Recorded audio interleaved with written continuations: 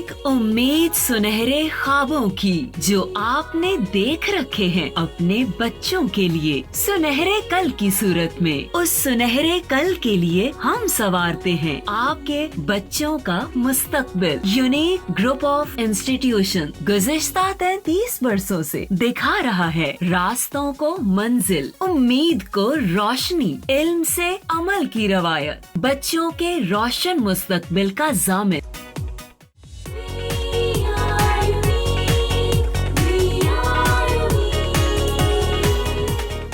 अस्सलाम वालेकुम स्टूडेंट्स, मैं सबा वसीम हूँ। 99A campus unique group of institution से मेरा ताल्लुक़ है। आपकी ऑनलाइन क्लासेस के सिलसिले में क्लास 9th को लेकर हमारे जो ऑनलाइन लेक्चर्स हो रहे हैं, तो बेटा आज हमारा लेक्चर नंबर 16 जो है वो आज हम अपना आगे लेके चलेंगे। इससे पहले वाले लेक्चर में हम अपनी नज़म पढ़ रहे थे, हम अपने उसी सिलसिले को अब आगे लेके जा रहे हैं। हमारी नज़म नात हम पढ़ रहे थे जिसके शायर अमीर मिनाई हैं और 1828 से सन 1900 तक का इनका दौर है। और आपकी जो नज़म है उसका उन्वान है नात, यानी ऐसी नज़म जिसमें हजूर सल्लल्लाहु अलैहि वसल्लम की तारीफ़, उनकी शान बयान की जाए, वो नज़म नात कहलाती है। और इसका माखज़ है मुहम्मद ख़ातमुन नबिय्यीन सल्लल्लाहु अलैहि वसल्लम। इससे पहले लेक्चर में मैंने आपको बताया बेटा कि एक नज़म को लेकर, एक नज़म के हवाले से वो कौन कौन सी चीज़ें हैं जो आपको तैयार करनी हैं या जो आपसे पूछी जा सकती हैं। तो MCQs, मुख्तसर जवाबात, मरकज़ी ख़याल और उसके बाद अशार की तशरीह, वो तमाम चीज़ें हैं जो आपसे एक नज़म के हवाले से पूछी जा सकती हैं। अभी तक बेटा हमने अपनी नज़म के 4 अशार जो हैं वो हम पढ़ चुके थे। यहाँ पे अब मैंने शेर नंबर 5 जो है, जो अब हम पढ़ने जा रहे हैं, वो मैंने यहाँ पर लिखा है। तेरी राह में खाक हो जाऊँ मरकर, यही मेरी हुर्मत, यही आबरू है। तो अमीर मिनाई इस नज़म के शायर हैं। इससे पहले भी जितने अशार थे उसमें आप सल्लल्लाहु अलैहि वसल्लम से मोहब्बत और अक़ीदत का जो एक जज्बा है वो हमें नज़र आता है। बल्कि यूँ कह लें कि मोहब्बत और अक़ीदत की एक इंतहा जो है वो हमें नज़र आती है। पहले मैं अल्फाज के मायने आपको लिख दूँ जो मुश्किल अल्फाज हैं। तो हुर्मत का मतलब होता है पाकीज़गी, और आबरू किसको कहते हैं? इज़्ज़त को। खाक हो जाना का मतलब क्या है? कि फ़ना हो जाना, मिट जाना।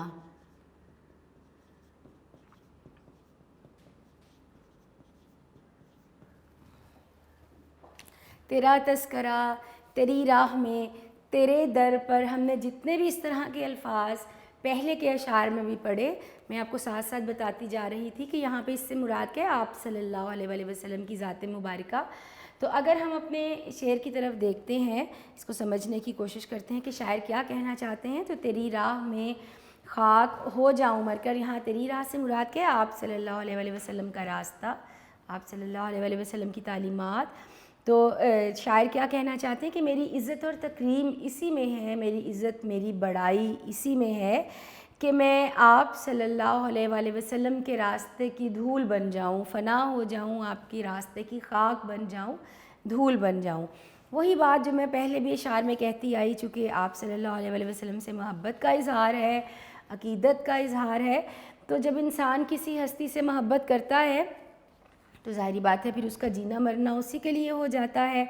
और चूँकि आप सल्लल्लाहु अलैहि वसल्लम से जो मोहब्बत है वो हमारे ईमान की तकमील की एक शर्त है। एक इंसान का ईमान तब तक मुकम्मल नहीं होता जब तक वो तौहीद के साथ साथ रिसालत पर भी यकीन न रखे। आप सल्लल्लाहु अलैहि वसल्लम से मोहब्बत, अक़ीदत, उनकी नबूवत पर यकीन, उनके आखिरी नबी होने पर यकीन, जब तक ये तमाम चीज़ें हमारे ईमान का हिस्सा नहीं होंगी, हमारा ईमान मुकम्मल नहीं होगा। तो ईमान की तकमील के लिए क्या ज़रूरी है? आप सल्लल्लाहु अलैहि वसल्लम की मोहब्बत ज़रूरी है। तो इसी चीज़ की यहाँ पर शायर जो हैं वो इस चीज़ का इजहार इस शेर में भी कर रहे हैं। तो जैसे कि इरशाद नबी सल्लल्लाहु अलैहि वसल्लम है, आप सल्लल्लाहु अलैहि वसल्लम का इरशाद है कि तुम में से किसी शख्स का ईमान उस वक्त तक मुकम्मल नहीं होता कि जब तक वो कायनात की हर चीज़ से ज़्यादा मुझसे मोहब्बत ना रखे। अब मुझसे मुराद यहाँ पर कौन है? यानी आप सल्लल्लाहु अलैहि वसल्लम की ज़ात मुबारका। तो मैं यहाँ पर आपको लिख के देती हूँ, آپ صلی اللہ علیہ وسلم کا جو ارشاد ہے، دیکھیں میں نے انورٹڈ کاماز لگائے، یعنی آپ مارکر سے نمایاں کر کے اس کو ایک کوٹیشن بنا کر اپنی تشریح میں لکھیں گے کہ تم میں سے کسی شخص کا ایمان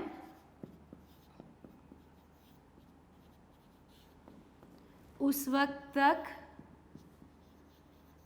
مکمل نہیں ہو سکتا جب تک وہ کائنات کی ہر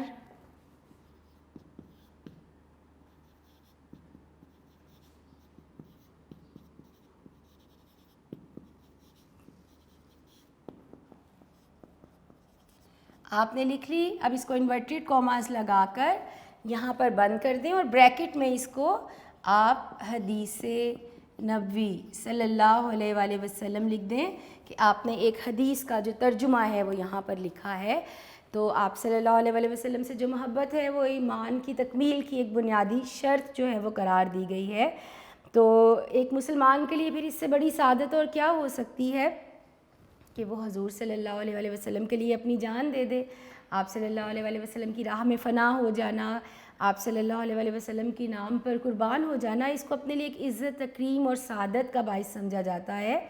تو حضور صلی اللہ علیہ وآلہ وسلم کی ہستی ہی چونکہ سب کچھ ہے، تو پھر ان پر فنا ہو جانا بھی کسی بھی انسان کے لیے باعث تکریم ہوگا، عزت کا باعث ہوگا. پہلے اب چونکہ بیٹا میں نے آپ کو پہلے بھی بتایا کہ جو آپ کی نظمیں ہیں، نظم میں آپ حوالے کے اشعار جو ہیں، جیسے نظم چونکہ ایک ہی موضوع سے متعلق ہے، حمد یعنی اللہ کی تعریف، تو پوری نظم میں کیا بیان کیا جائے گا؟ اللہ کی تعریف بیان کی جائے گی.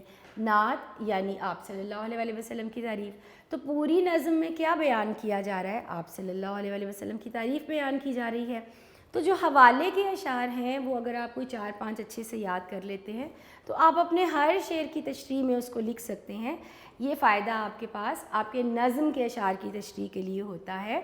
تو پہلے بھی یہ شعر میں چونکہ پڑھ چکی ہوں، وہ دانائے سبل ختم الرسل مولائے کل جس نے غبار راہ کو بخشا فروغ وادی سینہ، نگاہ عشق و مستی میں وہی اول وہی آخر، وہی قرآن وہی فرقان وہی یاسی وہی طٰہٰ. تو وہی والے اشعار ہیں جو آپ بار بار ریپیٹ بھی کر سکتے ہیں. مطلب آپ اپنے تمام اشعار کی تشریح میں، چونکہ اس تمام اشعار کا مقصد کیا ہے، کس موضوع سے متعلق ہیں، حضور صلی اللہ علیہ وآلہ وسلم کی شان سے متعلق، تو آپ ان کو ہر شعر کی تشریح میں حوالے کے اشعار کے طور پر استعمال کر سکتے ہیں. تو امیر مینائی کا موقف اب یہاں پر کیا ہے، یہ شاعر کیا کہنا چاہتے ہیں کہ جو عام لوگ ہیں، اگر ہم دنیا داری کی طرف دیکھیں، ظاہری بات ہے ہر شخص کے لیے اس کی زندگی جو ہے وہ بڑی قیمتی ہوتی ہے، زندگی اس کو بڑی عزیز ہے. تو اگر ہم اس دنیا کو دیکھیں تو لوگ زندگی کو بہت اہمیت دیتے ہیں، اور یہ بھی ایک قدرتی بات ہے کہ ہر شخص، ہر کوئی مرنے سے ڈرتا ہے. زندگی ہر ایک کو عزیز ہے اور مرنے سے ہر کوئی ڈرتا ہے. لیکن اگر موت عشق رسول صلی اللہ علیہ وآلہ وسلم میں آ جائے تو پھر یہ موت نہیں بلکہ حیات ہے، یہ آپ کی موت نہیں، یہی تو اصل زندگی ہے. اور شاعر کہنا چاہتے ہیں کہ اگر مجھے یہ سعادت حاصل ہو جائے تو پھر میری عزت و تکریم بھی اسی میں ہے، اسی میں میری بڑائی ہے، اسی میں میری بزرگی ہے، اسی میں میری عزت ہے. تو ایک عام سی بات ہے، ایک سمجھ میں آنے والی بات ہے کہ کسی بھی شخص کی عزت جو ہے وہ 2 باتوں میں ہوتی ہے یا 2 بنا پر ہوتی ہے. کہ ایک تو یہ کہ اس کی ذات اور کردار کے حوالے سے، سب سے پہلی اور بنیادی جو چیز ہے اس کی ذات اور کردار کے حوالے سے، اور دوسری کیا ہوتی ہے، اس کی نسبت کے حوالے سے. ایک تو آپ کی اپنی پرسنالٹی ہے اور دوسرا آپ کی نسبت ہے، جس سے آپ پہچانے جاتے ہیں، آپ کن سے جڑے ہیں، کن کے نام سے جانے اور پہچانے جاتے ہیں. آپ کیا ہیں، آپ کا کیا مقام ہے، آپ کی شخصیت کیا ہے، آپ کی کامیابی کیا ہے، یہ تو ایک پہلی بنیادی وجہ ہو گئی. اور دوسری وجہ کیا ہوتی ہے عموماً کسی کی عزت و تکریم کی؟ اس کی نسبت، اس کا تعلق، وہ کس سے جڑا ہے، اس کی پہچان کیا ہے. تو یہ چیز بھی ایک انسان کی بڑائی کا باعث اور ذریعہ ہوتی ہے. آپ کی نسبت جتنی بڑی ہوگی، آپ کا تعلق جتنا بڑا ہوگا، آپ کس نام سے پہچانے جاتے ہیں، آپ کس کے ساتھ جڑے ہیں، جب یہ نسبت جتنی بڑی ہوتی چلی جائے گی تو آپ کی عزت اور تکریم بھی اتنی ہی زیادہ ہوتی چلی جائے گی. تو ظاہری بات ہے، اور اس میں تو کوئی شک و شبہ ہی نہیں کہ حضور صلی اللہ علیہ وآلہ وسلم سے بڑی نسبت اس پوری کائنات میں ممکن نہیں جو ہمارا ان سے جڑنا ہے، ان سے جو تعلق ہے، تو اس سے بڑا تعلق، اس سے بڑی نسبت، اس سے بڑی عزت و تکریم اس پوری کائنات میں اور کوئی نہیں ہو سکتی۔ تو حضور صلی اللہ علیہ وآلہ وسلم کی راہ میں اگر جان دینے کا موقع آ جائے تو پھر یہ بھی اس دنیا کی سب سے بڑی عزت اور تکریم ہے، اور شاعر اسی چیز کا یہاں پر ذکر کرتے ہیں کہ وہ آپ صلی اللہ علیہ وآلہ وسلم کی راہ میں جینا تو ان کے لیے عزت کا باعث ہے ہی، اگر وہ فنا بھی ہو جائیں، جان بھی دے دیں، خاک ہو جائیں، مٹ جائیں، تو اس سے بڑی عزت کی بات ان کے لیے اور کوئی نہیں ہو سکتی۔ یہاں کوئی بھی جتنے بھی پیچھے ہم نے اشعار جو حوالے کیے ہیں آپ اس میں سے کوئی بھی لکھ سکتے ہیں، میں یہاں پھر سے لکھ رہی ہوں۔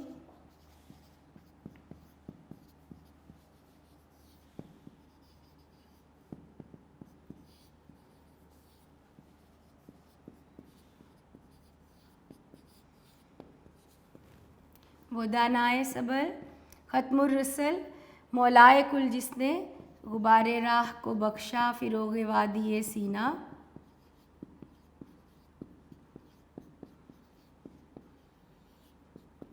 نگاہ عشق و مستی میں وہی اول وہی آخر،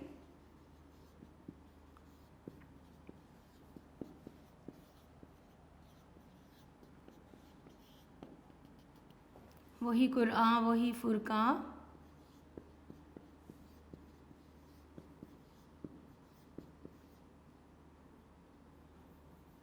وہی یاسین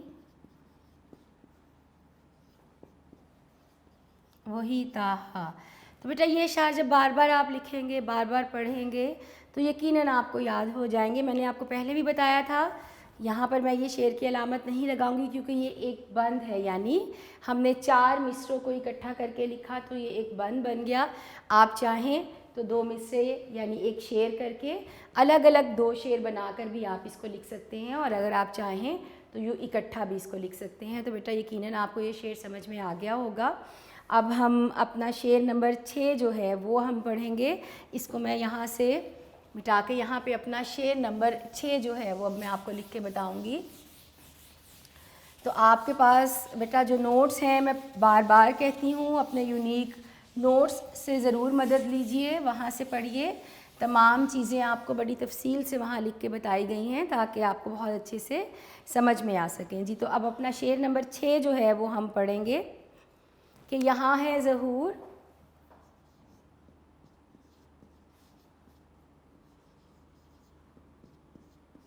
اور وہاں نور تیرا،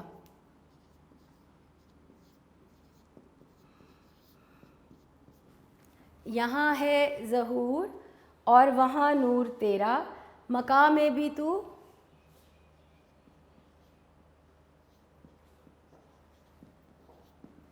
لا مقام میں بھی تو ہے۔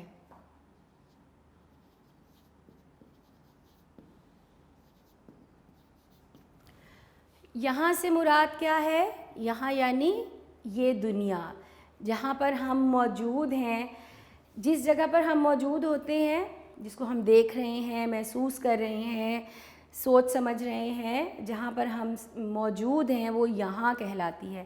وہاں وہ یعنی جو ہمارے پاس نہیں ہے، جس کو ہم نہیں دیکھ رہے، نہیں ابھی ہم وہاں موجود نہیں ہیں، تو یہاں اور وہاں سے مراد یہ 2 دنیایں ہیں، یعنی یہ والی دنیا جہاں ہم موجود ہیں اور وہ والی دنیا جہاں ہم مرنے کے بعد جائیں گے، یعنی یہ دنیا بھی اور آخرت بھی۔ اس زندگی کے بعد، اس عام جو فانی زندگی ہے، اس کے ختم ہو جانے کے بعد جو ایک اگلی زندگی انسان کی شروع ہوتی ہے، جس کو ہمیشہ رہنے والی زندگی کہا جاتا ہے، تو یہاں اور وہاں سے مراد یہ 2 دنیایں ہیں، دنیا اور آخرت۔ اچھا جی، مکان کا لفظ لامکان وہ ہوتا ہے جس کی کوئی حد نہ ہو،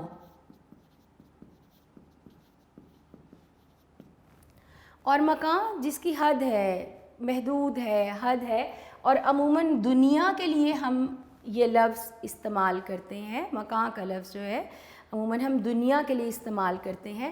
تو یعنی اس شعر میں کیا بیان کیا گیا؟ 2 دنیاؤں کے بارے میں۔ ایک یہ زندگی جس کو قرآن پاک میں اگر ہم قرآن پاک کی آیات کے تراجم دیکھتے ہیں، اس کو فانی قرار دیا گیا، ختم ہو جانے والی ایک زندگی، ختم ہو جانے والی دنیا۔ اور جو آگے کی زندگی ہے اس کو کبھی ختم نہ ہونے والی دنیا، کبھی ختم نہ ہونے والی زندگی قرار دیا گیا۔ تو یہ دنیا جس کی ایک حد ہے، یہ کبھی نہ کبھی ختم ہو جائے گی، فنا ہو جائے گی۔ یہ دنیا اور اس کی تمام چیزیں جو ہیں وہ فنا ہو جانے والی ہیں، صرف اللہ کی ذات جو ہے وہ باقی ہے، ہمیشہ سے ہے اور ہمیشہ رہے گی۔ تو ایک تو یہ دنیا ہے جو یہاں ہے، اور یہ دنیا ہے جو ختم ہو جانے والی ہے، جس کی ایک حد ہے، اور ایک وہاں ہے، وہ دنیا ہے جس کی کوئی حد نہیں، یعنی جو کبھی ختم نہیں ہوگی، جو ہمیشہ رہنے والی زندگی ہے۔ اب اپنے شعر کو اگر ہم سمجھنے کی کوشش کریں تو کیا کہتے ہیں کہ یہاں پر شاعر نے دو مقامات کا تعین کرنے کی کوشش کی ہے۔ جیسے میں نے پہلے بتایا، دو دنیایں، ایک یہ زندگی اور ایک بعد کی، مرنے کے بعد کی جو زندگی ہے۔ تو وہ مقامات جس کا ہم تعین کر سکتے ہیں، وہ جگہیں جن کے بارے میں ہم سوچ سکتے ہیں، سمجھ سکتے ہیں، دیکھ سکتے ہیں، اور وہ مقامات جن کا ہم تعین نہیں کر سکتے، جن کا ہم اندازہ نہیں لگا سکتے، اور ان کو ہم لامکاں کے طور پر جانتے ہیں، اور جن کا ہم اندازہ لگا سکیں، تعین کر سکیں، وہ مکاں ہیں، اور نہ کر سکیں تو وہ لامکاں ہیں۔ تو شاعر کہتے ہیں کہ یہ دنیا یا وہ دنیا، یعنی آپ دنیا دیکھ لیں یا آخرت کی دنیا دیکھ لیں، آپ کائنات پوری دیکھیں، آپ آسمانوں پہ دیکھیں، جو کچھ ہمیں نظر آتا ہے، جو ہماری رسائی اور پہنچ میں ہے وہاں بھی، اور جو ہماری رسائی اور پہنچ میں نہیں وہاں بھی، ہر طرف آپ صلی اللہ علیہ وآلہ وسلم کا نور پھیلا ہوا ہے۔ آپ ظاہر ہوئے اس دنیا میں تشریف لائے، تمام نبیوں کے آخر میں اللہ تعالیٰ نے آپ کو اس دنیا میں بھیجا، ظاہر کیا، آپ اس دنیا میں آئے، لیکن آپ کا نور وہاں، یعنی عرش پر، اللہ کے پاس، پوری کائنات میں، شاید اس دنیا کی تخلیق سے بھی پہلے آپ صلی اللہ علیہ وآلہ وسلم کا جو نور ہے وہ موجود تھا۔ تو اللہ تعالیٰ، جیسے پہلے بھی میں نے ایک شعر میں بتایا تھا کہ خود کو رب العالمین کہتا ہے، کیونکہ وہ تمام جہانوں کو پالنے والا ہے، ہم سب کو زندگی دیتا ہے، رزق دیتا ہے، دنیا کے معاملات چلاتا ہے، موسموں کو چلانا، انسان کی ضروریات کو پورا کرنا، تو پوری کائنات کو پالنے والا چونکہ اللہ ہے تو وہ رب العالمین ہے، پوری کائنات کا نظام چلانے والا ہے۔ لیکن حضور صلی اللہ علیہ وآلہ وسلم کو اللہ ہی نے کیا قرار دیا؟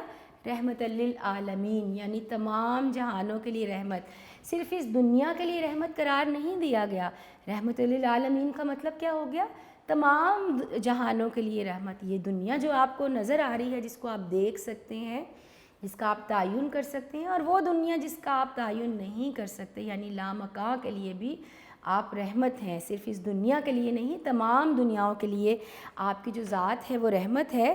یعنی جہاں جہاں اللہ تعالیٰ کا آپ کو طاقت نظر آتی ہے، اللہ تعالیٰ کی قدرت نظر آتی ہے، وہاں وہاں آپ صلی اللہ علیہ وآلہ وسلم کی رحمت بھی ہم پر سایہ کیے ہوئے ہے۔ آپ کی رحمت بھی اس اللہ تعالیٰ کی ربوبیت، اس کی قدرت کے ساتھ ساتھ چلتی ہے۔ تو چاہے ہم اس مقام کا تعین کرنے کی قدرت رکھتے ہوں یا نہ رکھتے ہوں، حضور صلی اللہ علیہ وآلہ وسلم کا نور اور روشنی ہر جگہ موجود ہے۔ آپ جو ہم نے جتنے بھی پیچھے اپنے اشعار پڑھے ہیں، آپ ان میں سے کوئی بھی شعر حوالے کا، جیسے پہلے بھی میں نے لکھا تھا، نگاہ عشق و مستی میں وہی اول وہی آخر، وہی قرآن وہی فرقان وہی یاسی وہی طٰہٰ۔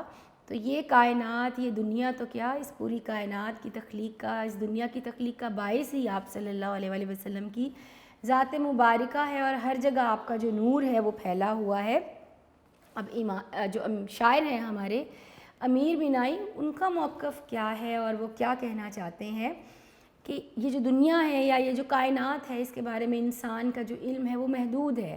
جہاں تک ہماری عقل، ہماری رسائی ہے، ہم چیزوں کے بارے میں جانتے ہیں، پہچانتے ہیں، اور جہاں انسانی آنکھ، انسانی عقل ختم ہو جائے، اس کی رسائی ختم ہو جائے، تو ظاہری بات ہے پھر ہمارا علم جو ہے وہ لامحدود، جو کائنات ہے اس کے لیے محدود ہو جاتا ہے۔ تو ہم تو اس کائنات کے ایک بہت معمولی سے حصے کو جانتے ہیں، جہاں تک ہماری آنکھ دیکھ سکتی ہے، جہاں تک ہماری عقل سوچ سکتی ہے، جہاں تک ہماری پہنچ یا رسائی ہے، تو اس کو تو ہم جانتے ہیں، اور جو کچھ ہم نہیں جانتے اس کو جب ہم لامکاں کا نام دیتے ہیں۔ تو حضور صلی اللہ علیہ وآلہ وسلم کی ہستی ایک ایسی ہستی نہیں ہے کہ جس کا علم لامحدود ہو، یعنی محدود ہو جس کا علم، بلکہ لامحدود ہے۔ آپ کی ذات، آپ کا نور، آپ کا علم تمام کائنات میں پھیلا ہوا ہے۔ حضور صلی اللہ علیہ وسلم کا نور ہمیں ہر جگہ پھیلا ہوا دکھائی دیتا ہے. جن مقامات کو ہم جان سکتے ہیں وہاں بھی، اور جن کو ہم نہیں جان سکتے ان کو بھی، وہاں پر بھی نور اس کا سب سے پہلے پیدا کیا خدا نے، بزم جہاں میں لیکن آخر میں سب سے آیا. آپ یہاں پر یہ بھی شعر لکھ سکتے ہیں.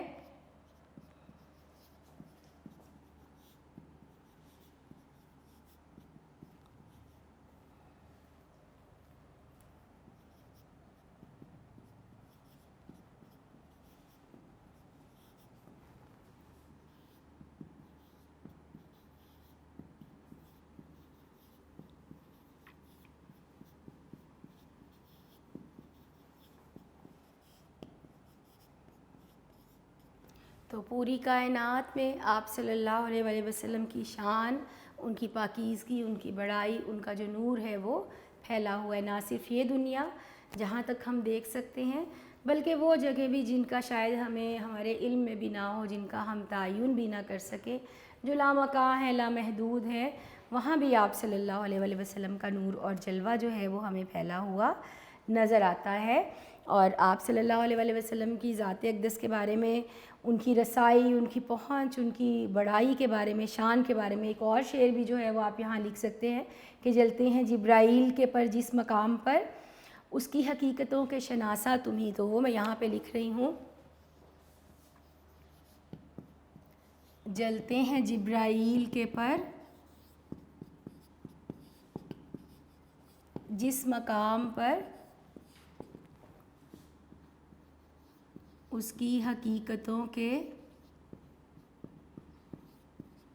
شناسہ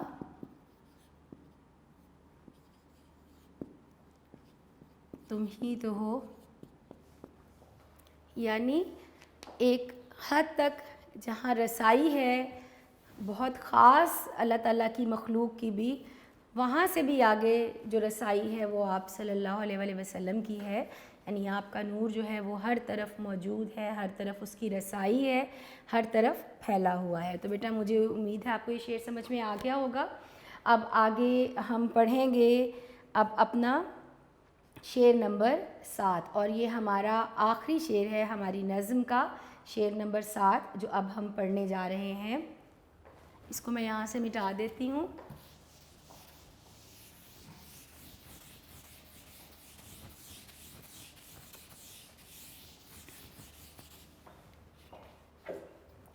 ہمارا بیٹا شعر نمبر 7 ہے.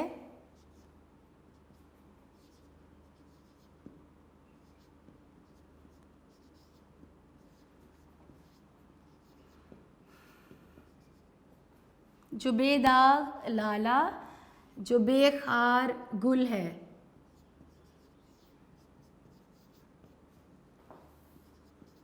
وہ تو ہے، وہ تو ہے.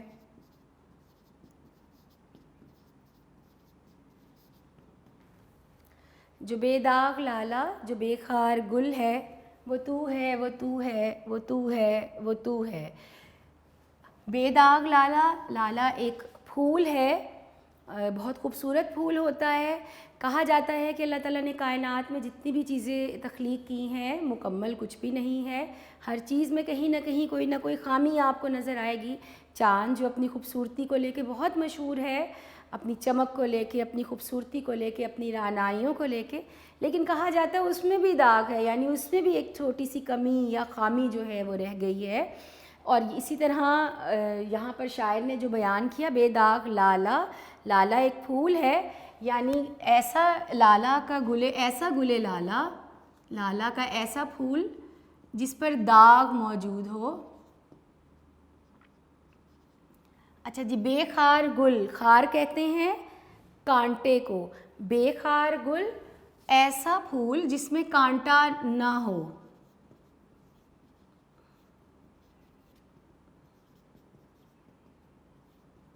اور یہ جو تو ہے یہاں تو ہے سے مراد کیا ہے؟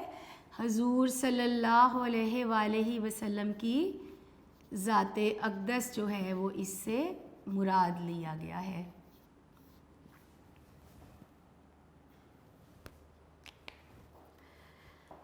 تو کیا کہا شاعر نے جو بے داغ لالا، جو بے خار گل ہے. جیسے میں نے آپ کو پہلے بتایا کہ کائنات کی کوئی بھی چیز جو ہے وہ مکمل نہیں ہے. پھول ہیں جو بہت خوشبودار ہیں، بہت خوبصورت ہیں، دل و دماغ کو فرحت دیتے ہیں، تازگی بخشتے ہیں، لیکن اس کے ساتھ بھی کانٹے موجود ہوتے ہیں. یہ ایک فطرت کا، قدرت کا نظام ہے کہ اس کے ساتھ بھی کانٹے موجود ہیں. اور لالا کا جو پھول ہے وہ بھی اپنی خوبصورتی کی وجہ سے بہت مشہور ہے، لیکن اس میں بھی ایک داغ ہے، یعنی ایک اس طرح کا رنگ اس کے درمیان میں ہے کہ جس کو داغ سے تشبیہ دی جاتی ہے، ایک نشان سے تشبیہ دی جاتی ہے. لیکن آپ صلی اللہ علیہ وآلہ وسلم کی ذات وہ ذات ہے، یا انسانوں میں آپ وہ انسان ہیں جو مکمل ہیں، جن کی ذات میں ہمیں کوئی خامی، کوئی کمی نظر نہیں آتی. اگر آپ کوئی ایسا شخص اس کائنات میں دیکھنا چاہیں کہ جس میں کوئی کمی، کوئی خامی موجود نہیں ہے، تو وہ ذات پاک کس کی ہے؟ حضور صلی اللہ علیہ وآلہ وسلم کی. تو شاعر نے آپ صلی اللہ علیہ وآلہ وسلم کو ایک ایسے گل لالا سے تشبیہ کیا ہے جس میں کوئی داغ نہیں، اور ایک ایسے گلاب کے پھول سے تشبیہ کیا ہے کہ جس کے ساتھ کوئی کانٹا موجود نہیں ہے. تو یعنی حضور صلی اللہ علیہ وآلہ وسلم کی ہستی ایک ایسے پھول کی مانند ہے جو بے داغ ہے اور اس کے ساتھ کوئی کانٹا موجود نہیں. یعنی آپ کی ذات ہر خامی سے، ہر کمی سے پاک ذات ہے. فارسی کا ایک شعر ہے حسن یوسف دم عیسیٰ ید بیضاداری آنچا خوبا ہما دارن تو تنہا داری، کہ آپ صلی اللہ علیہ وسلم، بہت سے انبیاء آئے اس دنیا میں، کسی کے پاس کوئی خوبی تھی، کسی کو اللہ تعالیٰ نے کوئی معجزہ عطا کیا، کسی کو کوئی خوبی عطا کی. تو ہر ایک نبی میں اللہ نے مختلف خوبیاں جو ہیں اس کو عطا کی. آپ صلی اللہ علیہ وآلہ وسلم انبیاء میں وہ نبی ہیں کہ جن میں تمام خوبیاں ایک ساتھ موجود تھیں. اگر جو پھول ہے اس کو ہم دیکھیں تو وہ حسن کی علامت سمجھے جاتے ہیں، خوبصورتی کی علامت سمجھے جاتے ہیں، اور جو گلاب کا پھول ہے اس کو پھولوں کا سردار مانا جاتا ہے. لیکن اس کے ساتھ ساتھ ایک فطری اور قدرتی عمل ہے کہ کانٹے بھی موجود ہوتے ہیں. اسی طرح لالا کا پھول اپنی رعنائی اور خوبصورتی کی وجہ سے مشہور ہے، لیکن اس میں بھی داغ موجود ہے. تو مراد کیا ہے کہ جو دنیاوی حسن ہے اور جو دنیاوی چیزیں ہیں وہ کبھی بھی مکمل نہیں ہوتے، ان میں کوئی نہ کوئی خامی جو ہے وہ رہ جاتی ہے. لیکن یہ ایک معجزہ ہے. معجزہ کیا ہوتا ہے؟ اگر آپ معجزہ جو لفظ ہے اس کا لفظی مطلب دیکھتے ہیں تو اس سے مراد ہے کہ ایسی چیز، ایسا کام جو انسانی عقل سے باہر ہو، جس پر انسانی عقل آسانی سے یقین نہ کر سکے، جو انسان کی طاقت، قدرت، حتیٰ کہ اس کی عقل سے بھی باہر ہو، وہ چیز معجزہ کہلاتی ہے. تو یہ ایک معجزہ ہی ہے کہ جب دنیا کی ہر چیز میں کوئی نہ کوئی خامی موجود ہے، تو پھر بھی آپ صلی اللہ علیہ وآلہ وسلم چونکہ ایک بشر ہیں، انسان ہیں، لیکن پھر بھی ہر خامی، ہر کمی سے پاک آپ کی ذات ہے. اور ایک مکمل ذات جو ہے وہ آپ صلی اللہ علیہ وآلہ وسلم کی ذات ہے. دیکھنے والوں کو، ڈھونڈنے والوں کو ڈھونڈنے سے بھی کبھی آپ صلی اللہ علیہ وآلہ وسلم کی ذات میں کوئی خامی یا کمی نظر نہیں آ سکے گی. تو یہ بھی اللہ کا ایک معجزہ ہی ہے کہ آپ کی ذات جو ہے وہ ایک مکمل ذات ہے، کسی بھی خامی اور کمی کے بغیر ایک ذات جو اس دنیا میں موجود ہے وہ آپ صلی اللہ علیہ وآلہ وسلم کی ذات ہے. خوش خصالو، خوش خیالو، خوش خبر خیر البشر، خوش نیادو، خوش نہادو، خوش نظر خیر البشر. آپ کی گفتار، آپ کا کردار، آپ کی بات، آپ کا دیکھنا، آپ کا چلنا، آپ کا رویہ، آپ کا سلوک، آپ کا کردار، ہر چیز ایسی ہے کہ وہ تمام انسانوں کے لیے بھلائی ہے، تمام انسانوں کے لیے رحمت ہے. تو آپ صلی اللہ علیہ وآلہ وسلم دنیا کی وہ واحد ہستی ہیں جو مکمل ہیں، جن میں کوئی خامی یا کمی جو ہے وہ ہمیں نظر نہیں آتی. سب سے افضل تری سرکار ہے، سب سے اعلیٰ، میرے ایمان مفصل کا یہی ہے مجمل. تو آپ صلی اللہ علیہ وآلہ وسلم پر جب تک ہم ایمان نہیں لائیں گے تو ہمارا ایمان بھی جو ہے وہ مکمل نہیں ہوگا. تو ہم دنیا اور اس دنیا کے لوگوں پر اگر اپنی نظر دوڑاتے ہیں تو اگر کسی میں کوئی 10,000 خوبیاں بھی ہوں تو کوئی ایک آدھی خامی آپ کو ضرور نظر آ جائے گی. لیکن آپ صلی اللہ علیہ وآلہ وسلم کی ذات ایسی ذات ہے کہ جس میں کوئی بھی نقص موجود نہیں ہے، کوئی بھی خامی موجود نہیں ہے. اور جو اللہ کی مخلوق کی گئی، جو مخلوق ہے، جو خلق کی گئی اللہ کی چیزیں ہیں، جو تخلیقات ہیں، ان میں سب سے افضل اور انسانوں میں سب سے افضل ترین ہستی حضور صلی اللہ علیہ وآلہ وسلم کی ہے۔ تو آپ صلی اللہ علیہ وآلہ وسلم کی فضیلت کا یہ ایک تقاضا ہے کہ آپ کی ذات ہر خامی سے پاک ہے۔ تو اسی لیے شاعر نے آپ کو ایک بے خار گل اور ایک بے داغ لالہ سے تشبیہ کی ہے کہ کوئی ایسی کائنات کی دنیا کی چیز ایسی نہیں ہے کہ جس میں خامی نہ ہو سوائے آپ صلی اللہ علیہ وآلہ وسلم کی ذات اقدس کے۔ تو جو میں نے حوالے کے اشعار ابھی یہاں پر پڑھے تھے وہ میں آپ کو یہاں لکھ کے بتاتی ہوں۔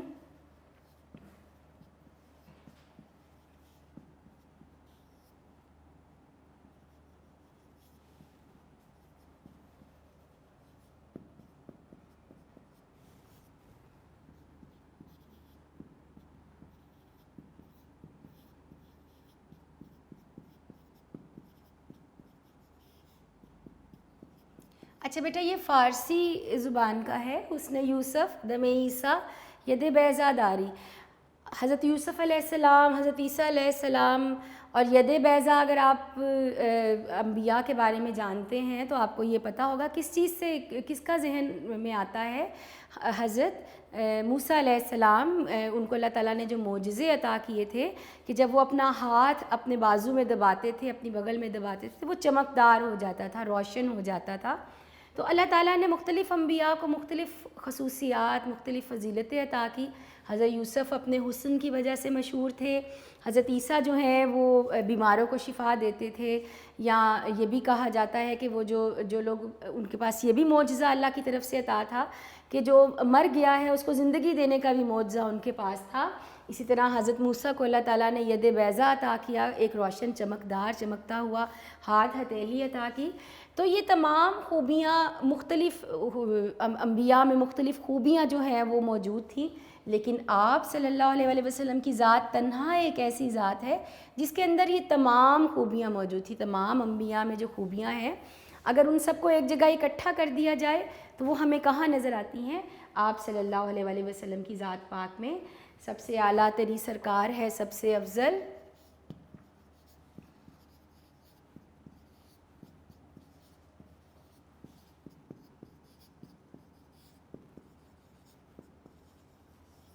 اب تیری سرکار سے یہاں کیا مراد ہے؟ آپ صلی اللہ علیہ وآلہ وسلم کا ذکر کیا جا رہا ہے کہ آپ صلی اللہ علیہ وآلہ وسلم کی ذات سب سے اعلیٰ ہے، سب سے افضل ہے۔ میرے ایمان مفصل کا یہی ہے مجمل، اور تب تک ہمارا ایمان بھی مکمل نہیں ہوتا جب تک ہم آپ پر یقین نہ رکھیں۔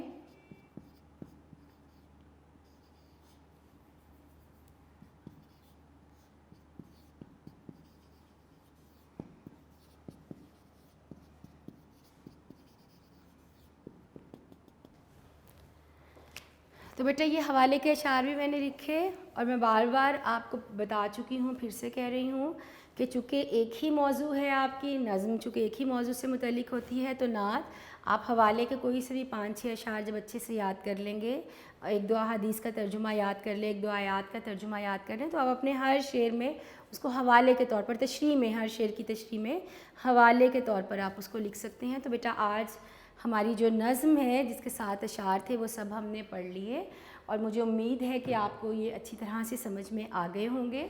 تو نظم بیٹا ہم نے اپنی مکمل کر لی، تو اب آگے ہم اب کس کی طرف چلیں گے؟ اس کی مشق کی طرف۔ اچھا، مرکزی خیال جسے میں نے پہلے یہاں پہ بھی آپ کو لکھ کے بتایا کہ 5 نمبر کا آپ کا بورڈ کے پیپر کا سوال ہے، آپ کو ایک ہی نظم کا مرکزی خیال آتا ہے اور آپ کو وہی لکھنا ہوتا ہے، اس میں چوائس نہیں ہوتی کہ آپ کو کوئی سی 2 نظموں کا آ جائے۔ تو بیٹا 4 نظمیں ہیں آپ کی کل، آپ کی نصابی کتاب میں، آپ کی سلیبس بک میں، تو کوشش کیجئے شاعر کے نام کے ساتھ، شاعر کا نام بھی ساتھ میں یاد کیجئے، اور اچھی طرح سے چاروں اپنی نظموں کا جو مرکزی خیال ہے اس کو اچھی طرح سے یاد کیجئے۔ اچھا بیٹا اب ہم آگے اپنی مشق کی طرف چلتے ہیں۔ نظم چونکہ ہماری مکمل ہو چکی، ہر سبق کے آخر میں اور ہر نظم اور غزل کے آخر میں ہمارے پاس جو مشق موجود ہے اس کو ہم نے بہت اچھی طرح سے دیکھنا ہوتا ہے، سمجھنا ہوتا ہے، کیونکہ کہیں سے بھی کوئی بھی چیز یا بات آپ سے MCQ یا مختصر جواب کی صورت میں کوئی بھی چیز جو یہاں پر موجود ہے وہ پوچھی جا سکتی ہے۔ سب سے پہلے آپ کے سوالات ہیں جس کے لیے آپ نے مختصر جوابات دینے ہیں۔ صبا کہاں سے آتی ہے؟ ہم نے کیا پڑھا تھا؟ صبا بے شک آتی مدینے سے تو ہے، تو صبا جو ہے وہ مدینے شہر سے آتی ہے۔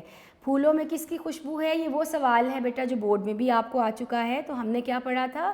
صبا بے شک آتی مدینے سے تو ہے کہ تجھ میں مدینے کے پھولوں کی بو ہے. تو کیا ہے اس میں؟ پھولوں میں مدینے کی خوشبو موجود ہے. شاعر کے دل میں کیا حسرت یا آرزو ہے. یہ مسلسل 4 سے 5 دفعہ اگر ہم دیکھتے ہیں تو 2016, 17, 18, 19 یہ پچھلے 3-4 سال سے یہ جو سوال ہے یہ آپ کے بورڈ کے پیپرز میں آ رہا ہے. تو شاعر کے دل میں کیا حسرت اور آرزو ہم نے کیا پڑھا تھا؟ جیوں تیرے در پہ مروں تیرے در پر.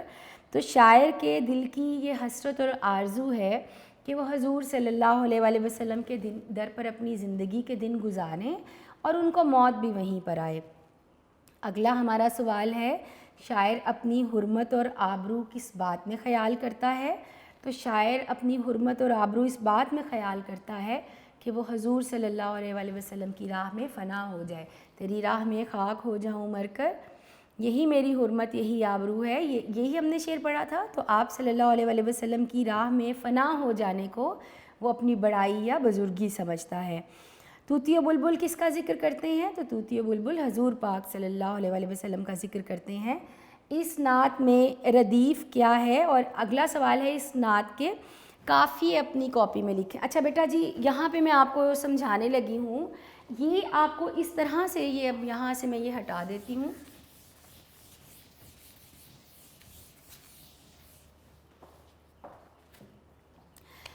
آپ کا سوال ہے کہ اس نظم کے قافیے لکھیں یا اس کی ردیف لکھیں. عموماً اس طرح کے سوال آپ کو نہیں آتے کہ قافیہ لکھیں یا ردیف لکھیں. ہاں آپ سے یہ ضرور پوچھا جا سکتا ہے کہ قافیہ کیا ہے اور ردیف کیا ہے. تو آپ کو ان چیزوں سے واقفیت ضروری ہے کہ یہ کیا چیزیں ہیں. تو یہاں پہ میں آپ کو بتانے لگی ہوں، ایک چیز ہے قافیہ اور ایک ہے ردیف.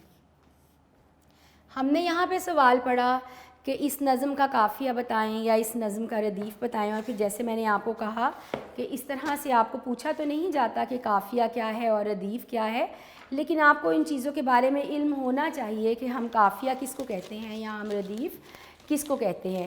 اچھا بیٹا آپ نے سنا ہوگا رائمنگ ورڈز ہم جس کو بولتے ہیں، یعنی ہم آواز الفاظ.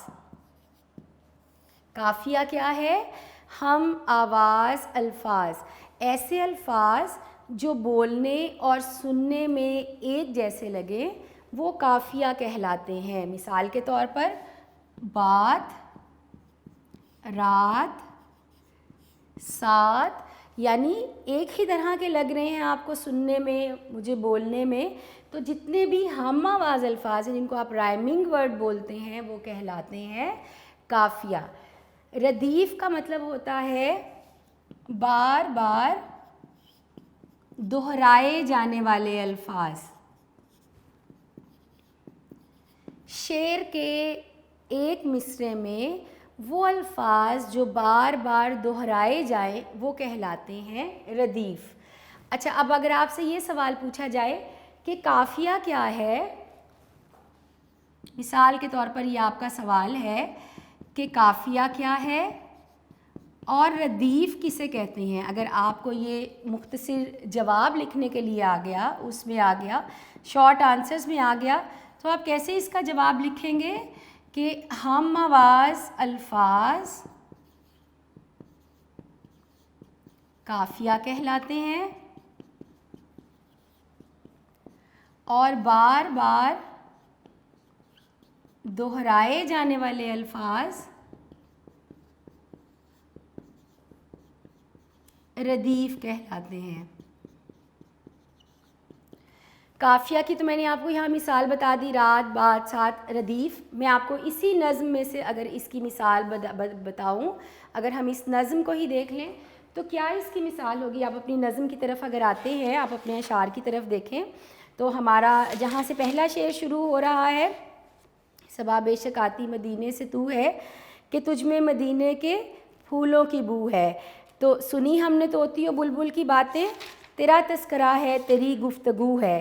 تو جو بھی ہم آواز الفاظ اگر ہم نظم میں سے قافیہ نکالیں تو بو، گفتگو، آرزو،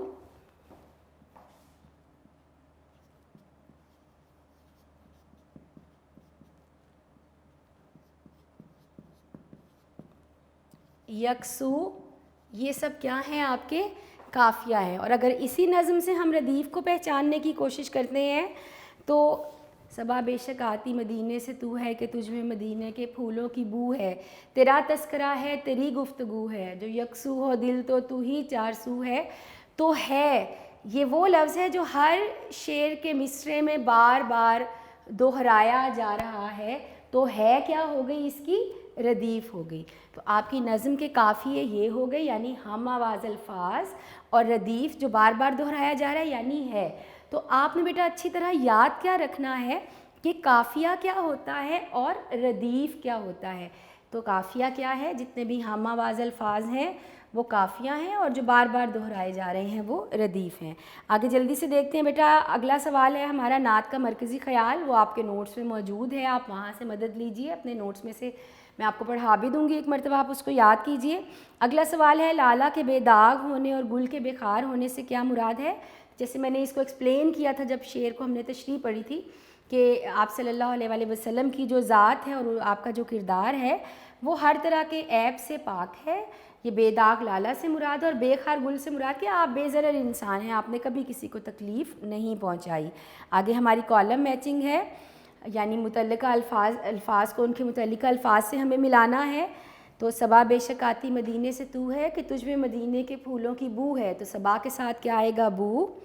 طوطی و بلبل، تیرا تذکرہ تیری گفتگو ہے. تو تذکرہ کے ساتھ گفتگو. جیوں تیرے در پر مروں تیرے در پر، تو جیوں کے ساتھ آئے گا مروں. اور یہی مجھ کو حسرت یہی آرزو ہے، تو حسرت کے ساتھ ہوگا آرزو.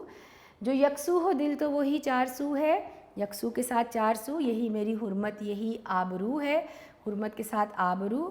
یہاں ہے ظہور اور وہاں نور تیرا، تو ظہور کے ساتھ نور. مقام میں بھی تو لا مقام میں بھی تو ہے، تو مقام کے ساتھ لا مقام. ایک مرتبہ پھر سے بول دیتی ہوں.